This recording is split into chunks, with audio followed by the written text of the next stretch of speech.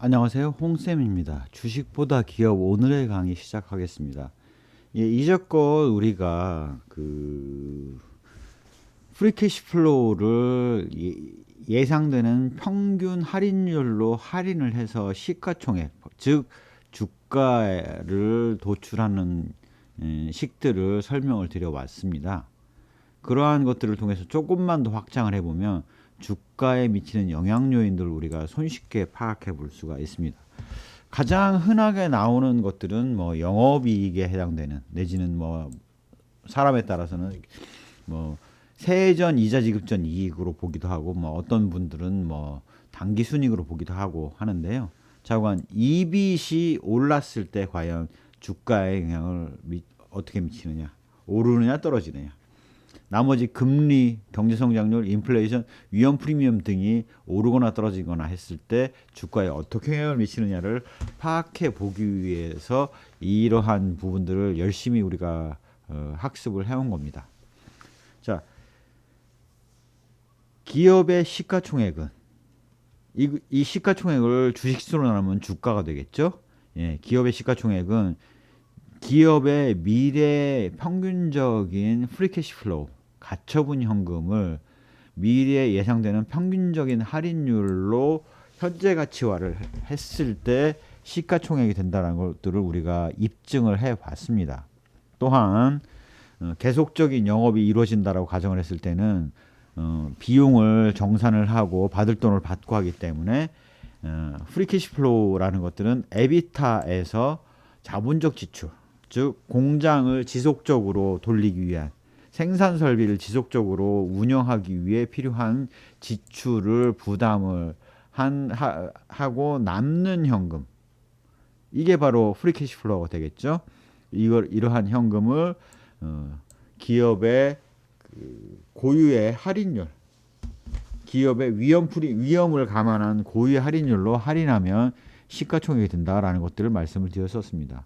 특히 캐펙스라는 자본적 지출의 규모를 명확하게 측정하기가 어렵기 때문에 우리가 보수적인 관점에서 캐펙스를, 자본적 지출을 감가상각비와 무형자산 상각비로 보게 되면 에비타에서 캐펙스를 뺀 거는 EBIT이 된다.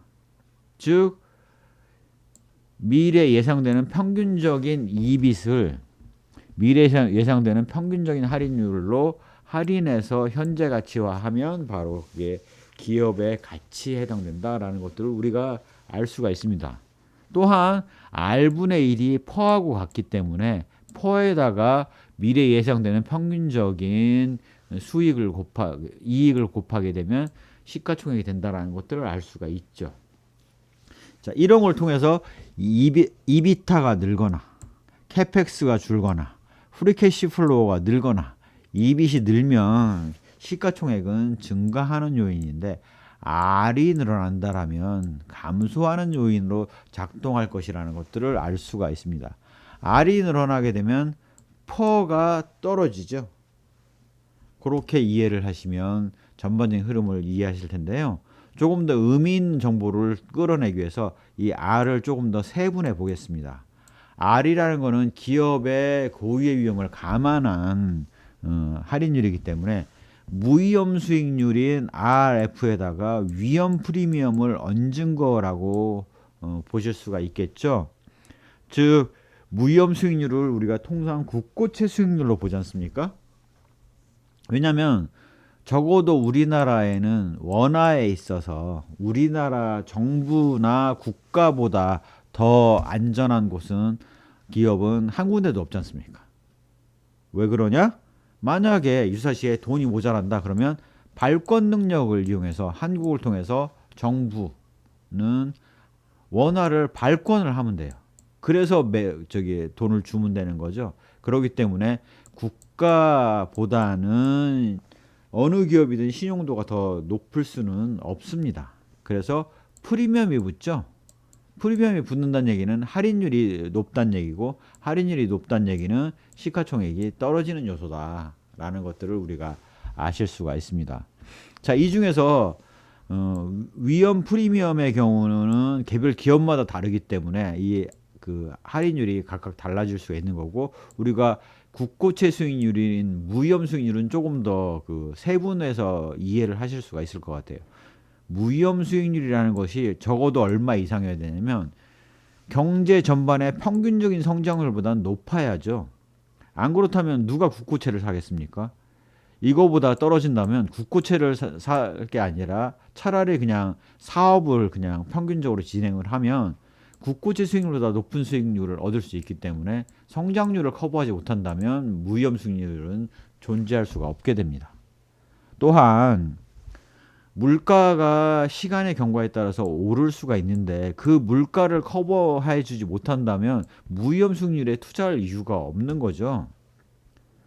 시쳇말로 이런 얘기를 생각해 보시면 될 것 같아요. 과거 2차 대전 때 어느 짧은 소설 안에 그런 게 있었습니다.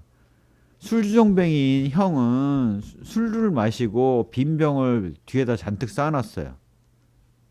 동생은 부인과 함께 아둥바둥하면서 저축을 열심히 했는데 엄청난 초인플레이션 때문에 돈값이 떨어지면서 물건을 빈 술병을 갖고 있던 형이 오히려 부자가 됐다. 열심히 노력했던 동생은 가난해졌다라는 우스갯소리가 있지 않습니까? 마찬가지입니다. 적어도 무위험 수익률이 결정되기 위해서는 경제 성장률 이상의 가치를 가져야 되고 그 다음에 물가 상승 이상률 이상을 커버할 수 있어야 되죠. 그래서 이렇게 복합적으로 작용된 효과를 풀어서 해석을 해보면 바로 1 더하기 무위험 수익률은 1 더하기 성장률 더하기 인플레이션, 즉 물가 상승률이죠. 더하기 성장률의 인플레이션을 곱한 거, 이 복리 형태로 작용되기 때문에 그렇습니다. 자, 그러면 성장률이라는 게 그 평균적으로 우리가 한 3%, 그러니까 0.03이 되겠죠. 물가 상승률이라는 게 뭐 타겟이 뭐 예를 들어서 2%다 그러면 0.02가 돼요. 그러면 0.03 곱하기 0.02 해버리면 이거는 정말 작은 액수가 되기 때문에 이런 부분은 거의 0으로 무시해도 상관이 없죠. 그래서 무위험 수익률은 평균적으로 성장률과, 즉 경제 성장률의 평균적인 성장률과 물가 상승률의 평균적인 물가 상승률의 합과 같다라고 우리가 이해를 하시면 될 것 같아요. 자, 이 RF가 이 성장률과 물가 상승률로 나뉘어 볼 수 있다라는 것들을 우리가 이해를 했으면 여기 RF에다가 이 성장률과 물가 상승률을 넣어서 여기 시가총액에다 집어넣어 보자 이거죠. 그래서 정리를 하게 되면 이렇게 됩니다. 시가총액은 무위험 수익률 더하기 위험 프리미엄으로 할인을 하는데 뭘 할인을 하느냐? 미래 기업의 평균적인 잉여현금, 즉 프리캐시 플로우를 할인한 것이 됩니다. 자, RF에다가 이 성장률과 인플레이션을 넣어서 적용을 해보면 프리캐시 플로우는 에비타에서 캐펙스, 즉 자본적 지출을 뺀 금액이 될 거고 그거를 할인하기 위해서는 성장률과 물가 상승률에다가 위험 프리미엄을 합한 금액으로 할인을 해야지 시가총액이 될 수가 있겠죠. 그런데 우리가 캐펙스라는 부분이 자본적 지출인데 자본적 지출 규모를 파악하기가 어렵기 때문에 보수적으로 좀 과대평가를 하게 되면 감가상각비와 무형자산상각비로 확인해 알 수가 있고, 그렇게 해서 빼본다면 바로 에비타에서 캐펙스를 뺀 거는 에빗이 된다. 에빗을 경제성장률과 물가상승률 그다음에 위험 프리미엄으로 할인하게 되면 주가인 시가총액이 된다라는 사실들을 알 수가 있습니다. 자, 그러면 우선 물가상승률부터 생각을 해볼까요? 물가상승률이 오르면 기업 입장에서는 원재료 가격들이 오르죠. 그래서 EBIT이 줄기가 쉽습니다. 즉 물가가 오르면 EBIT이 줄 수 있는 가능성도 높기 때문에 밑에 R은 커지고 EBIT은 줄기 때문에 시가총액은 떨어질 수밖에 없습니다. 반대로 대외 신인도가 떨어진다거나 이러면 위험 프리미엄이 올라가겠죠. 이 부분은 기업 고유의 요인이지 않습니까? 뭐 예를 들어서 뭐 시민단체들한테 잘못 보여서 예를 들어서 뭐 불매운동에 타깃이 됐다든가 이러면 신인도가 왕창 떨어지면서 주가가 왕창 떨어지겠죠. 그런 것들이 바로 그 위험 프리미엄이 올라간다면 당연히 주가는 떨어진다라는 사실들을 우리가 알 수가 있습니다. 이제는 이제 그 경제 성장률인데요. 경제 성장률보다 더 높은 성장을 하는 기업도 있고 경제 성장률보다 좀 덜 성장하는 기업이 있을 수 있지 않습니까? 이런 것들을 우리가 통상 경기 민감도라고 얘기를 하죠. 그래서 경제 성장률보다 더 높은 성장을 하는 기업의 경우는 경제가 성장률이 올라간다면 대체적으로 주가가 올라가는 경향을 띠고 있고, 경제 성장률보다 떨어지는 기업이라면 경제 성장률이 올라가면 주가가 덜 올라가는 현상이 나타난다라는 사실들을 우리가 이해를 할 수가 있겠죠. 자, 이러한 산식을 통해서 우리가 알 수 있는 것들은 성장률, 물가 상승률과 성장률을 합한 게 이 금리지 않습니까? 무위험 수익률. 한국은행에서 결정하는 금리가 무위험 수익률을 영향을 주죠. 그래서 그런 것들이 영향을 주기 때문에 금리가 오르는 것도 대개는 주가의 하락 요인으로 작동한다라는 것들을 우리가 이 식을 보고도 아실 수가 있습니다. 이러한 산식을 도출해 보면서 의미를 파악해 본 이유는 주가의 영향 요인을 우리가 파악하여서 뉴스 같은 것들이 나왔을 때 어느 요소에 해당되는 것들을 파악해 보면 이게 주가의 긍정적인 요인인지 부정적인 요인인지를 쉽게 알 수 있기 때문에 그렇습니다. 그래서 이러한 식 정도는 이해를 명확하게 해 두시는 것이 개별 뉴스나 아니면 전자공시를 통해서 나온 뉴스 그 정보를 봤을 때 그게 주가의 긍정적인 요인이냐 부정적인 요인이냐를 판단할 수 있는 근거로가 될 수 있다라는 것들을 좀 말씀을 드릴 수가 있을 것 같아요. 자, 그러면 이제 정리를 해보시면 주가의 영향 요인은 펀더멘탈 요인으로서 프리캐시 플로우가 증가를 하면 주가가 올라간다. 할인율이 떨어지면 주가가 올라간다라는 것들을 우리가 알 수가 있습니다. 또한 이러한 펀더멘탈 요인 외에도 수급이나 심리 등에 따라서 주가가 오르내림을 하는데 이런 부분들을 우리가 통상 변동성이라고 얘기를 하죠. 자, 펀더멘탈 요인은 보수적 관점에서 EBS로 볼 수가 있기 때문에 펀더멘탈 요인에 의해서 기업의 주가가 오르는 경우는 EBIT이 늘거나 프리캐시 플로우가 늘거나 아니면 위험 프리미엄인 이 RP, 위험 프리미엄이 줄어들 경우에 그런 현상이 나타날 수 있다 라는 것들을 알 수가 있습니다.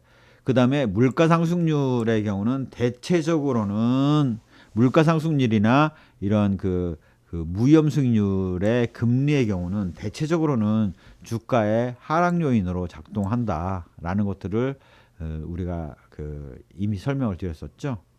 다만 우리가 동반자인 기업을 선택했을 때는 이게 샀다 팔았다를 하겠다는 관점이 아니지 않습니까?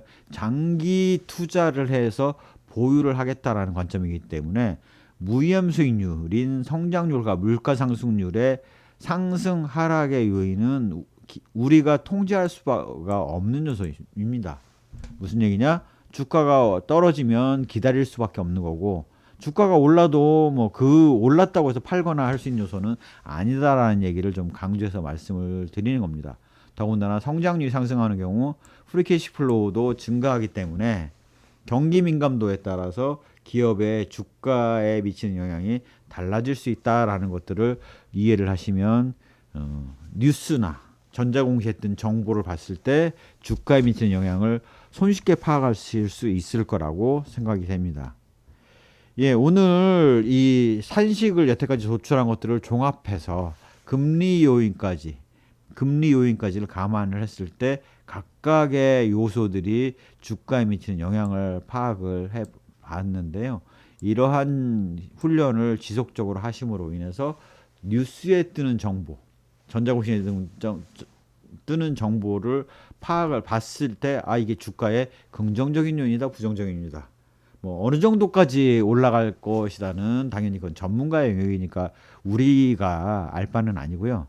우리는 그래도 파악해야 될 거는 이게 주가의 긍정적인 요인이다, 부정적인 요인이다 정도는 파악할 줄 아셔야 된다는 것들을 좀 강조해서 말씀을 드리겠습니다. 예, 주가의 영향 요인을 통해서 우리가 여태까지 도출했던 프리 캐시 플로우, 그다음에 그 퍼라든가 아니면 할인율에 관련된 개념들을 이해를 하셨고요. 그런 것들을 통해서 우리가 조금은 더 주가에 영향을 미치는 요인을 좀 더 잘 파악할 수 있다라는 것들을 상세하게 좀 설명을 드렸습니다. 제 강의가 도움이 되셨다면 구독, 좋아요, 알림 설정 부탁드리겠습니다. 감사합니다.